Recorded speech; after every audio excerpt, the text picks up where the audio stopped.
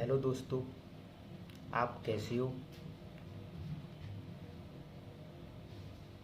मैं आपके लिए एक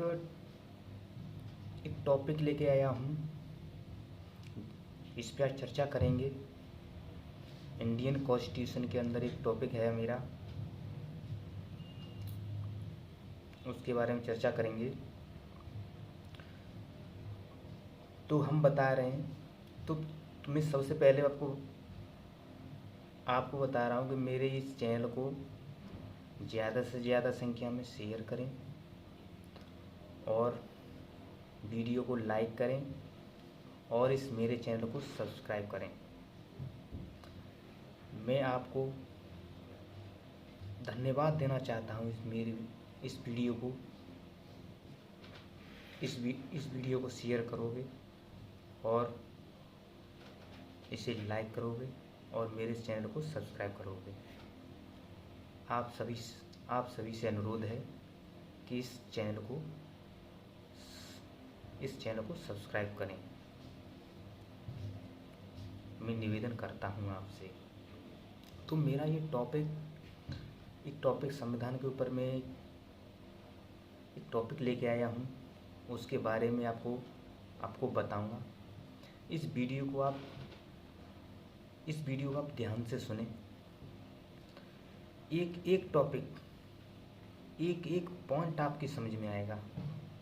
इस पॉइंट में जो हमारा संविधान है, इसमें एक टॉपिक लेके आया हूँ, उसके बारे में हम आपको बता रहे हैं। तो जैसे हमारे संविधान में जो सदस्य होते हैं उनकी संख्या कितनी है? 389 है। हमारे संविधान में सदस्यों की संख्या कितनी है? तो वो है 389। तो इन सदस्यों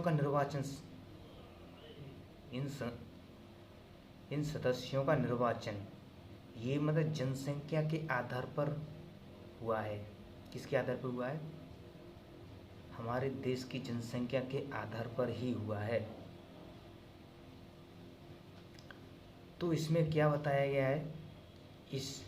इनमें से 292 सदस्य ये मतलब ब्रिटिश प्रांत से निर्वाचित हुए। किससे हुए? 292 सदस्य ये ब्रिटिश प्रांत से निर्वाचित हुए और 93 सदस्य वो देसी रियासतों से मनोनीत हुए और 4 सदस्य वो चीफ कमिश्नरी से। किससे? जो 4 सदस्य थे वो चीफ कमिश्नरी से नियुक्त हुए थे। तो जैसे हमारे 4 चीफ कमिश्नरी वो कौन सी हैं उसके बारे में सुनो। जैसे नंबर 1 होती है कुर्ग। कौन सी? कुर्ग कर्नाटक में है। दूसरी कोलकाता और तीसरी बलूचिस्तान और चौथी अजमेर रायवाड़ा। ये हमारी 4 कमिश्नरी हैं। तो जैसे हैदराबाद और जूनागढ़ राज्यों ने संविधान सभा की जो बैठक हुई थी उसमें भाग नहीं लिया था इन्हें। जो संविधान सभा की बैठक हुई थी उसमें भाग नहीं लिया था इन्हें। ये 2 देश राज्य थे, एक हैदराबाद एक जूनागढ़। अगला पॉइंट है जैसे जूनागढ़ रियासतों के जनमत संग्रह के आधार पर भारत संघ में शामिल हुए। ये जूनागढ़ कैसे रियासत? तो जैसे जनमत संग्रह होती है उसके आधार पर हमारे भारतीय संघ में शामिल हुआ था ये। और हैदराबाद रियासत को, जो हैदराबाद रियासत है उसको वल्लभ भाई पटेल ने जो हमारे वल्लभ भाई पटेल थे, उन्होंने ऑपरेशन पोलो के तहत भारतीय संघ में शामिल किया था। जैसे क्वेश्चन पूछ लिया जाता है कि ऑपरेशन पोलो के तहत हमारा कौन सा राज्य भारतीय संघ में शामिल हुआ था, तो वो है हैदराबाद। अब जैसे हमारी संविधान सभा की जो बैठक हुई, हमारी संविधान सभा में 3 बैठक हुई, तो ये तीनों बैठकों के बारे में हम आपको बताएंगे बारी बारी से। तो पहली बैठक जब हुई थी तो मतलब 9 दिसंबर 1946 ईस्वी को, कब? 9 दिसंबर 1946 ईस्वी को इसकी अध्यक्षता डॉक्टर सच्चिदानंद सिन्हा ने की थी। पहली बैठक हुई थी तो उसकी अध्यक्षता किसने की थी? वो की थी डॉक्टर सच्चिदानंद सिन्हा ने, क्योंकि ये सबसे बुजुर्ग हमारी संविधान सभा के सदस्य थे। अगला पॉइंट है, यह संविधान सभा के पहले अस्थाई अध्यक्ष थे। जैसे क्वेश्चन पूछ लिया जाता है कि बताइए संविधान सभा के पहले अस्थाई अध्यक्ष कौन थे, तो वे हैं डॉक्टर सच्चिदानंद सिन्हा। एक टॉपिक को ध्यान से सुनना, सब समझ में आएगा आपके, बहुत महत्वपूर्ण टॉपिक है ये। तो जैसे इस बैठक में क्या हुआ था कि 207 सदस्य, कितने? 207 सदस्यों ने भाग लिया था। क्वेश्चन जैसे पूछ लिया जाता है कि बताइए जो पहली बैठक हुई थी तो उसमें कितने सदस्यों ने भाग लिया था, तो वो 207 सदस्यों ने भाग लिया था और शेष सदस्यों ने इस बैठक में भाग नहीं लिया था। अगला पॉइंट है दूसरी बैठक हुई थी 11 दिसंबर 1946 को। जैसे क्वेश्चन पूछ लिया जाता है कि बताइए दूसरी बैठक कब हुई थी, तो वो हुई थी 11 दिसंबर 1946 को। तो उसमें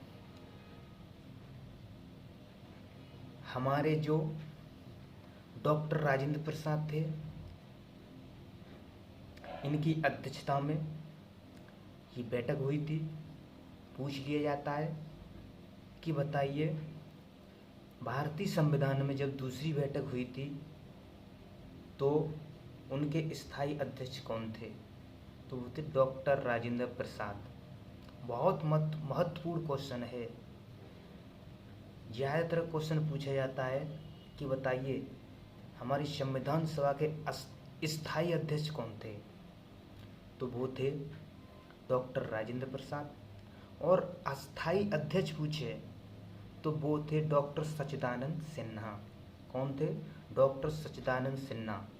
ये अस्थाई थे और ये डॉक्टर राजेंद्र प्रसाद ये स्थाई सदस्य थे। ये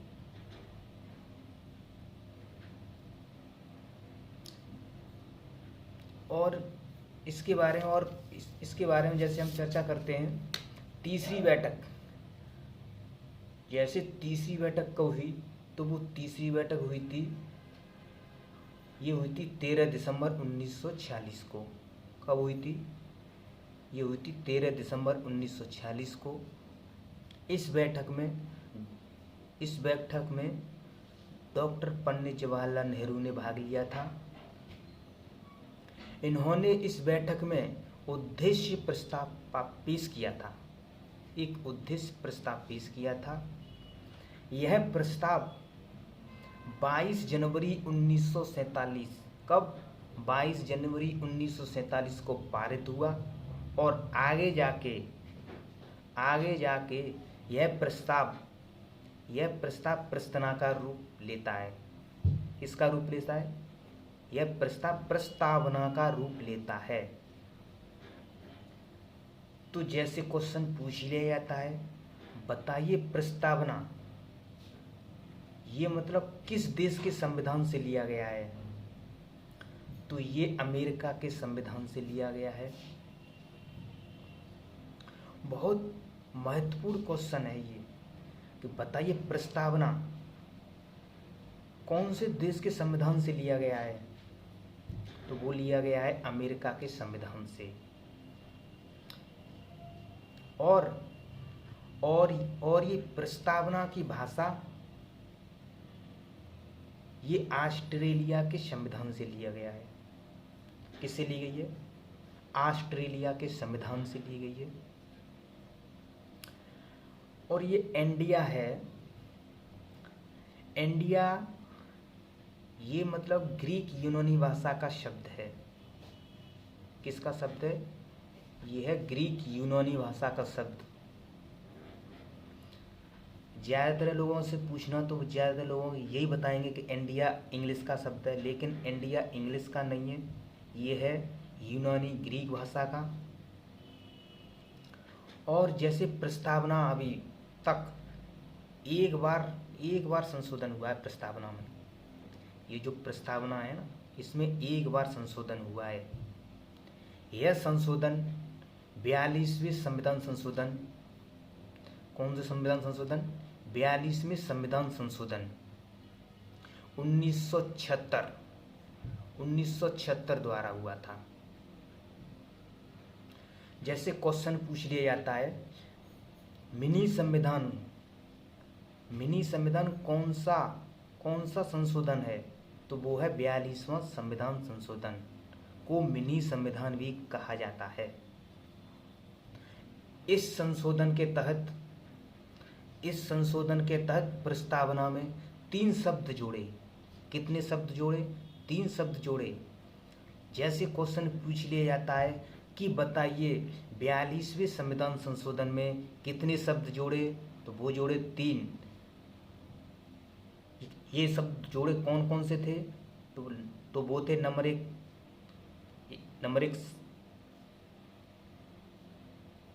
एक था, कौन था वो? ऐसा ही कुछ नाम है, वो है समाजवाद। हाँ, उसके बाद दूसरा है अखंडता, और तीसरा है हमारा पंथ निरपेक्षता। ये 3 शब्द थे। ये जो 3 शब्द थे ये 42वें संविधान संशोधन में हमारे इस प्रस्तावना में ही जोड़े गए हैं। पूछ ले जाता है, जैसे बताइए 42वां संविधान संशोधन हुआ था 1976 में, तो इस प्रस्तावना में कितने शब्द जोड़े गए थे? वो थे 3। नंबर 1 समाजवाद, नंबर 2 अखंडता, नंबर 3 पंथ निरपेक्षता। एक बहुत इम्पोर्टेंट क्वेश्चन है, भारतीय संविधान आंशिक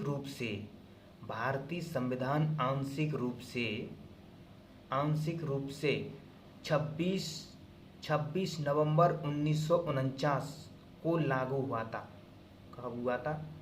1949 को, 26 नवंबर 1949 को लागू हुआ था। और जैसे पूर्ण रूप से पूछ लेता है, बताइए पूर्ण रूप से कब लागू हुआ था? तो वो हुआ था 26 जनवरी 1950 को। बहुत इम्पोर्टेंट क्वेश्चन है ये, ज़्यादातर क्वेश्चन एग्जाम में पूछे जाते हैं ये। तो जैसे मतलब 26 जनवरी 1949 को, तब उस समय कितने अनुच्छेद थे? तो उस समय 16 अनुच्छेद थे हमारे संविधान के अंतर्गत। जब 26 नवंबर 1949 को 16 अनुच्छेद थे। कितने अनुच्छेद थे? 16 थे। इसकी जानकारी, जो ये अनुच्छेद हैं, इनकी जानकारी हमारे संविधान का अनुच्छेद 394 देता है। कौन देता है? हमारा संविधान का अनुच्छेद है 394। ये इनकी जानकारी देता है कि इसमें 16 अनुच्छेद थे। उसी समय क्या हुआ कि उसी समय आर्टिकल 394 लागू हुआ था। एक मामला गया सुप्रीम कोर्ट में एक मामला गया था, शंकरी प्रसाद मामला। ये मतलब केरल से ये मामला गया था सुप्रीम कोर्ट में। तो सुप्रीम कोर्ट में ये प्रस्तावना को, ये जो प्रस्तावना है ना, तो इसको संविधान का भाग नहीं कहा गया था। जब ये शंकरी प्रसाद मामला गया था तो उस समय सुप्रीम कोर्ट ने इस प्रस्तावना को मतलब संविधान का भाग नहीं माना था। लेकिन केशवानंद भारती मामला सुप्रीम कोर्ट ने आदेश दिया कि यह प्रस्तावना भी संविधान का भाग है। जो ये केशवानंद भारती थे, ये मतलब केरल के मठ के शंकराचार्य थे। हमने पहले बताया था कि मतलब शंकरी प्रसाद मामला, तो ये शंकरी प्रसाद मामला केरल से नहीं है, ये है केशवानंद भारती मामला, ये केरल से है। तो ये जो मामला गया था केशवानंद भारती मामला, ये मतलब ये केरल से गया था। तो इस मामले ये सुप्रीम कोर्ट में मामला गया था, इसमें ये आदेश दिया था कि मतलब प्रस्तावना भी संविधान का भाग है। ये तो रही हमारे कुछ संविधान में कुछ चर्चा की हमने, उसके बारे में हमने बताया। एक वीडियो लेके आए, इसके माध्यम से आपको कुछ समझ में आया होगा और इस वीडियो को आप ध्यान से सुनें। और मैं आपसे निवेदन करता हूँ कि मेरी इस वीडियो को ज़्यादा से ज़्यादा संख्या में शेयर करें और मेरे चैनल को सब्सक्राइब करें। आगे एक वीडियो लेके आऊँगा अगले दिन। थैंक यू, धन्यवाद।